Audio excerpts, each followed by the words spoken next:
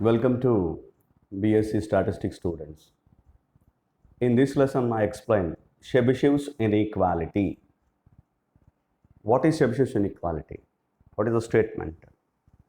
If x is a random variable with mean mu and variance sigma square, and also consider for a particular positive number or a positive value, a constant k, then we have probability of modulus of x minus mu is greater than or equal to k sigma is less than or equal to 1 by k square. This is what one particular statement. Or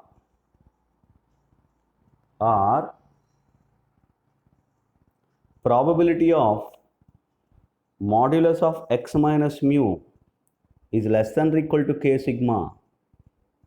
You see, greater than or equal to k sigma, now it is less than or equal to k sigma, you consider. For which it is greater than or equal to 1 minus 1 by k square. You remember one, second one will be automatically remembered, which will be automatically we can identify, we can easily write. So, probability of modulus of x minus mu is greater than or equal to k sigma is less than or equal to 1 by k square. Or this is the statement. How to prove this? For which the proof of the inequality, the result, is going to be considered by, first of all, you consider x is a continuous random variable. It is a continuous random variable. For a continuous random variable, I am proving the result, which means you can also prove it for discrete random variable just by replacing integration by summation. Okay. Now I am doing with continuous random variable. I am considering now the formula of variance of x, which means it is a sigma square. It is also known as sigma square. It is equivalent to be, it is going to be written as the formula expectation of x minus expectation of x the whole square. What is expectation of x? It is given in the statement that mean is equal to expectation of x is equal to mu, and variance we have specified. Now we are doing that sigma square. Variance is sigma square, and in which I am substituting expectation of x minus expectation of x is mu, the mean, whole square. Right?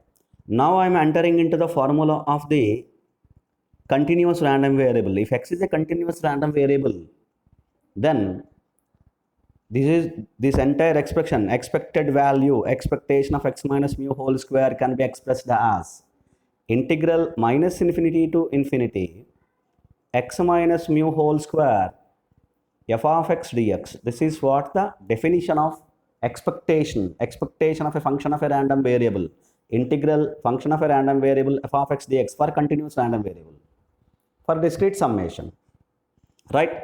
So this entire integration in the range minus infinity, I am now expressing in three particular intervals, which means here it is equivalent to be integral minus infinity to mu minus k sigma. The first integral I am splitting x minus mu whole square f of x dx, that is the first one, plus integral mu minus k sigma and with 2 mu plus k sigma x minus mu whole square f of x dx, plus integral mu plus k sigma to infinity f of x dx. Shall I express like this?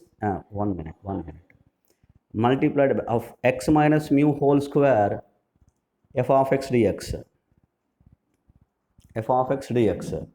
Shall I express like this? The same integral minus infinity to infinity, I am expressing as in minus infinity to mu minus k sigma, and mu minus k sigma to mu plus k sigma, and mu plus k sigma to infinity. I divide into three integrals.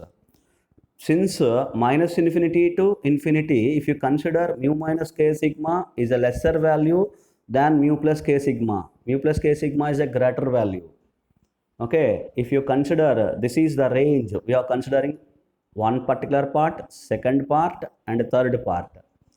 1, 2, 3. Three particular integrals we have divided. And you see, these are the, and this is what the integral, this in which mu minus k sigma to mu plus k sigma, if you consider. This is what the formula of sigma square. And if you consider this integral, if you leave this particular integral, and if you consider only a plus c, then here it is a plus b plus c, if you consider. This is always greater than or equal to, which means sigma square. It is always greater than or equal to integral minus infinity to mu minus k sigma x minus mu whole square f of x dx plus integral mu plus k sigma to infinity x minus mu whole square f of x dx. That is first part and third part. Just we are leaving the second part. So because it is always greater than or equal to 0, because x minus mu whole square is always greater than or equal to 0. So their integration will be also always greater than or equal to 0. Because the limits are mu minus k sigma to mu plus k sigma. So therefore, this is what, if you consider this is greater than or equal to 0, and this can be expressed as sigma square is greater than or equal to this integral plus this integral. Okay, that's what I did. Now I calculate limits part for these two particular integrals. Let you consider first one and the second one. Limits. I'm explaining the limits for first part. For first part, you see, you observe here, x is less than or equal to mu minus k sigma. This is for first part. X is always, upper limit is mu minus k sigma. So x is always less than or equal to mu minus k sigma. Of course, I left this particular limit, minus infinity, leave it. I have only considered x is less than or equal to mu minus k sigma, x less than or equal to this upper limit. Which means now, you see here, you take left hand side part, x minus mu left hand side, and x minus mu is less than or equal to minus k sigma. And if you square it, okay, if you square it, or you can do another fashion. Minus of x minus mu, it is greater than or equal to k sigma. So if you do square, x minus mu whole square is greater than or equal to k square sigma square. Or directly you can square it. When you do square, here is a lesser minus negative value, then it will be automatically greater than or equal to. Okay, that is the first particular part. Limits I have considered. X minus mu whole square, it is always greater than or equal to k square sigma square. For second part, here it is x is always greater than or equal to mu plus k sigma. Here I am considering the lower limit. You see, here for this particular integral, x value lies in between mu plus k sigma to infinity, which means mu plus k sigma is the lower limit. That is what I have considered. X greater than or equal to mu plus k sigma.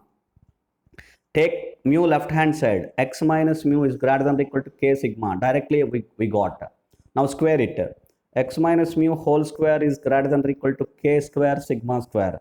So in both the cases, that is for both the integrals, if you do square, that is x minus mu whole square will be always greater than or equal to k square sigma square. In the both the integrals, x minus mu whole square is always greater than or equal to k square sigma square. Now I replace from this equation, for example, you consider 1. And from equation 1, what we can write is sigma square is greater than or equal to integral minus infinity to mu minus k sigma. It is x minus mu whole square is greater than or equal to k square sigma square. Here also I have written greater than or equal to. So greater than or equal to. This is greater than or equal to integral minus infinity to mu minus k square sigma square f of x dx. Plus second integral as well, integral mu plus k sigma to infinity k square sigma square f of x dx. Do you understand this? Have you followed this? For this integral, it is also greater than or equal to k square sigma square. It is a go. You see here the symbol greater than or equal to. It is greater than or equal to sigma square is greater than or equal to this, and this is greater than or equal to this. Integral minus infinity mu minus k square sigma square f of x dx plus integral mu plus k sigma to infinity k square sigma square f of x dx. So therefore, k square sigma square is a constant, does not depend on integration. Now we can take it outside. K sigma square is greater than or equal to k square sigma square into integral minus infinity to mu minus k sigma f of x dx. We can take take a common as well after taking outside, plus integral mu plus k sigma to infinity f of x dx. In both the terms we have k square sigma square. I have taken it common, and so that I kept outside because it does not depend on integration. So now you can cancel out sigma square. So therefore, now you can write as 1, it's greater than or equal to k square multiplied by, now you see here, this is what the definition of probability.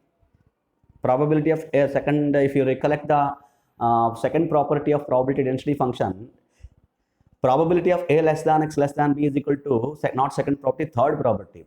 Probability of a less than x less than b is equal to integral a to b f of x dx. Integral a to b f of x dx. So it is probability. Which probability it is? Probability of minus infinity. I write here probability of this is minus infinity less than x less than mu minus k sigma. I am removing this. That's all. That is what I am writing. Just only x is less than mu minus k sigma. So therefore it is x less than mu minus k sigma. You can write. Now you see here, what is this? Integral lower limit is minus infinity up to mu minus k sigma f of x dx, plus this is I write probability of x greater than mu plus k sigma. Okay, do you understand clearly? Because it is the lower limit is mu plus k sigma. I'm writing x greater than mu plus k sigma, which means it takes the value integral mu plus k sigma to infinity. Upper limit is infinity. F of x dx. This is what the definition of probability. From the definition of probability or probability density function. From the property of probability density function, it is going to be derived, going to be explained. So k square I am taking left hand side. So and it is 1 by k square. It is greater than or equal to. Now you see there are two particular probabilities in which I am again writing one more step. X mu I am taking left hand side. X minus mu is less than minus k sigma. That is one particular part, plus probability of x minus mu, it is greater than k sigma. So what is this definition? If you consider x minus mu, for example, x less than a minus a, x greater than plus a, x less than minus a, x greater than plus a. This is what the definition of modulus of x is greater than a. For x less than minus a and x greater than plus a is nothing but it's the definition of modulus of x. It is greater than a. Modulus of x is greater than a. Are you able to visible clearly, right? Probably. Modulus of x greater than a definition is this. Modulus of x less than a definition minus a less than x less than a. Beyond this, this is modulus of x is greater than a is nothing but x less than minus a, x greater than a. That is exactly we have here. You observe here, this is what x minus mu is less than minus k sigma, x minus mu is greater than k sigma. So therefore we can write it as 1 by k square is greater than or equal to probability of modulus of x minus mu, it is greater than k sigma. So therefore which implies we can write probability of modulus of x minus mu, it is greater than or you can write greater than or equal to, no problem, right? Greater than or equal to k sigma, it is less than or equal to 1 by k square. I reversed the a greater than or equal to b, so therefore b less than or equal to a. That's all. A greater than or equal to b, this is what, and b is greater than or equal to a. So probability of modulus of x minus mu is greater than or equal to k sigma is less than or equal to 1 by k square. That is what the Chebychev's inequality. Chebychev's inequality. Right? So if you consider, if you do 1 minus, that is we have to multiply with minus, then automatically first of all inequality will be less than or equal to will be greater than or equal to. First, if you multiply with minus and then add 1, So that if you add 1, that is 1 minus probability of modulus of x minus mu. First of all, do minus, okay, do minus greater than or equal to 1 minus greater than or equal to k sigma, which is less than or equal to will be greater than or equal to, because we have multiplied with minus sign, minus 1 by k square. If you now you do add 1, so 1 minus 1 by k square. 1 minus probability of modulus of x minus mu greater than or equal to k sigma will be probability of modulus of x minus mu is less than or equal to k sigma, right? It's a complementary event. Greater than or equal to k sigma, now we have converted into 1 minus, because we are doing 1 minus, it is nothing but less than or equal to k sigma. So it is greater than or equal to 1 minus 1 by k square. This is what the second result. That is probability of modulus of x minus mu is less than or equal to k sigma is greater than or equal to 1 minus 1 by k square, or this is the another one. First one, probability of modulus of x minus mu is greater than or equal to k sigma is less than or equal to 1 by k square. This is for the two kinds of results of Chebychev's inequality. Hope you understand. This is what Chebychev's inequality. Thank you. Thank you so much.